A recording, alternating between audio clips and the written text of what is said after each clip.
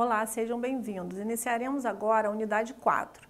E nessa unidade abordaremos a cultura organizacional e seus elementos, os elementos da identidade cultural na organização, o processo de mudança nas organizações e o clima organizacional. Mas qual é o conceito de cultura organizacional? Cultura é um vocabulário que tem as mesmas raízes linguísticas da palavra culto. No ambiente empresarial, o significado de cultura se estende às principais crenças, comportamentos e ações subjacentes à vida empresarial diária. A cultura de uma empresa é formada pela somatória de vários aspectos individuais daqueles que fazem parte da mesma, principalmente de seus líderes, que são os valores, que refletem o que tem importância para uma pessoa, as crenças que representam o que as pessoas pensam em seu íntimo, suas convicções, os conhecimentos tácitos, que são os conhecimentos individuais das pessoas que atuam nas organizações, que refletem o jeito pelo qual as pessoas executam suas atividades, e os estilos de gestão, que são representados pela forma como os líderes, chefes e gestores tomam suas decisões, como eles se comunicam com seus colaboradores. Um outro aspecto também que nós podemos observar é pelo tipo de pessoas que são contratadas pela empresa. Quando contratamos uma pessoa, contratamos por ela representar aquilo que desejamos. Portanto, o quadro funcional irá impactar significativamente numa empresa. Pelos tipos de comportamento recompensados. Quando adotamos uma estratégia de recompensa, estamos estimulando determinado comportamento. Esses comportamentos, por sua vez, vão sendo cristalizados e reforçados, aumentando sua possibilidade de ocorrência. As recompensas irão gerar gradativamente os comportamentos desejados.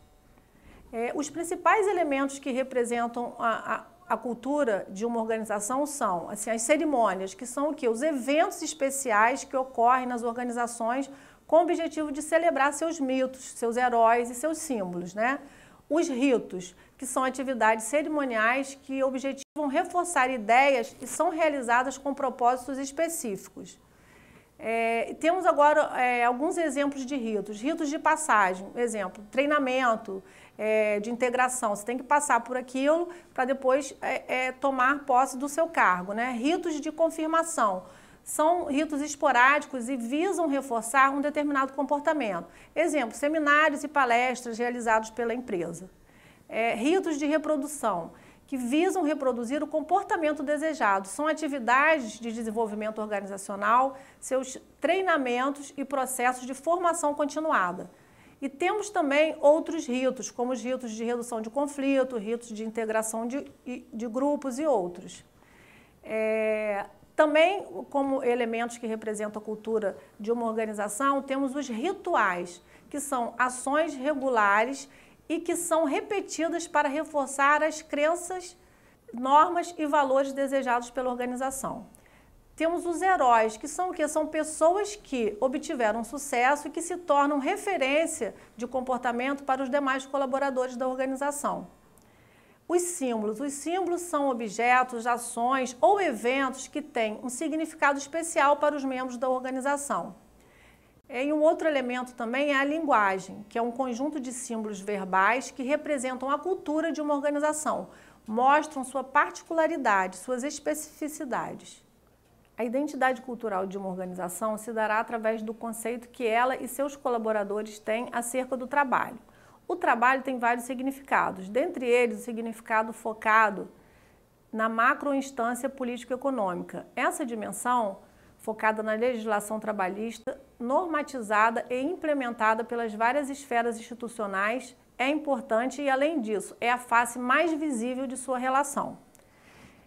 Na instância da organização do processo de trabalho. O processo de trabalho representa o como se dá a relação de força entre os diversos agentes envolvidos no processo de produção, apresentando a relação entre o capital e o trabalho. Instância das políticas de recursos humanos. As políticas de RH são representadas pelas diretrizes de ação propostas pelos gestores desta área e também na orientação em relação ao desempenho do trabalhador para atingir os objetivos da empresa. A instância simbólica. A definição de cultura, representada por um conjunto de valores e pressupostos básicos, é expressa em elementos simbólicos, os quais têm capacidade de ordenar, atribuir significações e, consequentemente, constituir a identidade organizacional. Esses agem como elementos de comunicação e consenso, visando a massificação desses valores e pensamentos que refletem a identidade cultural de uma organização. Agora nós vamos falar do poder, né? O poder na organização. O poder é um assunto de muito interesse para vários pesquisadores nas áreas de sociologia, antropologia, psicologia e também de administração, pois está inserido no campo das relações humanas, né?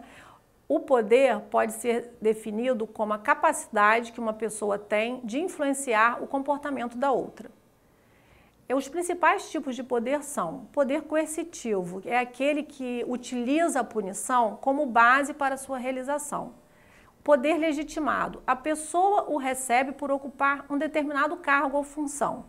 Poder pela recompensa, é quando o poder se dá pela troca, pela barganha.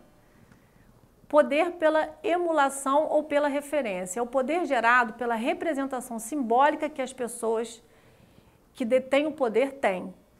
E o poder pessoal, que é representado pela competência do gestor, pelo convencimento de que esta é a melhor decisão a ser tomada, de que este é o melhor caminho a ser seguido. A pessoa é percebida e valorizada por suas competências e seu poder advém exatamente dessa percepção. O clima organizacional. Podemos definir clima organizacional como sendo a qualidade no ambiente que é percebida ou experimentada pelos participantes dela e que influencia o seu comportamento. É a atmosfera psicológica que envolve as pessoas em um dado momento e que influencia seu comportamento. O clima pode ser percebido como quente, frio, incentivador, desmotivador. O clima pode ser afetado pelas variáveis internas e também pelas variáveis externas, como as condições de saúde, moradia, segurança, lazer, família, entre outros, né?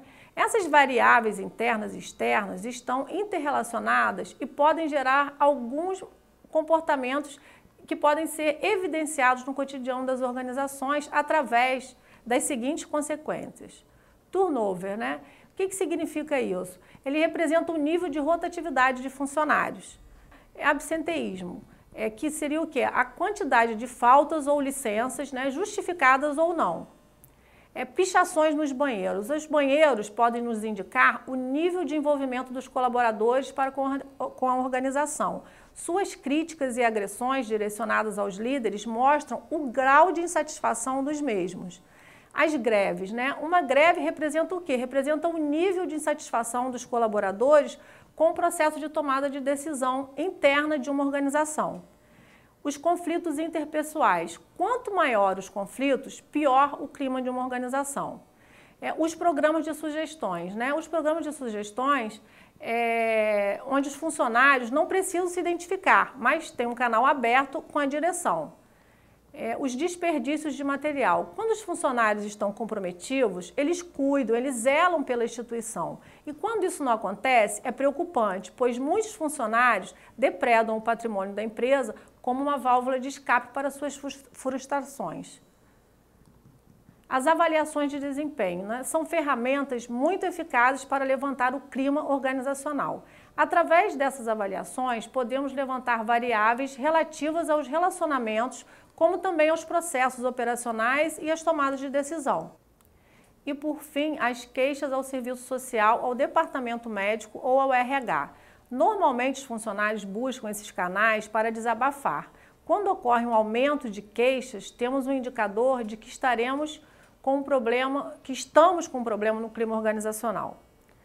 Vários são os elementos que devem ser pesquisados ao levantar o clima organizacional de uma empresa. Os principais são os benefícios oferecidos pela empresa, o tipo de trabalho desempenhado, os salários pagos pela empresa e pelos concorrentes, a integração entre os departamentos, os processos e as falhas de comunicação, o relacionamento interpessoal, o estilo de liderança e chefia praticados, o relacionamento da empresa com os órgãos reguladores, a estrutura organizacional, A postura ética e moral da equipe, dos gestores e das políticas internas e externas. E após o diagnóstico sobre o clima, o gestor deverá propor ações pontuais para melhorar os pontos negativos levantados. Suas ações devem estar sempre articuladas à visão estratégica da empresa e às condições financeiras, econômicas, tecnológicas e estruturais para sua realização. Concluindo, trabalhar o clima organizacional não é uma tarefa fácil, porém muito compensadora. Quanto mais você conhecer os colaboradores e a organização, mais apto você estará para fazer avaliações e propor melhorias efetivas. Finalizamos agora a nossa última unidade. Não deixem de assistir os filmes e de lerem os livros sugeridos em nosso material impresso. Com certeza, eles enriquecerão ainda mais o seu ponto de vista sobre os temas trabalhados.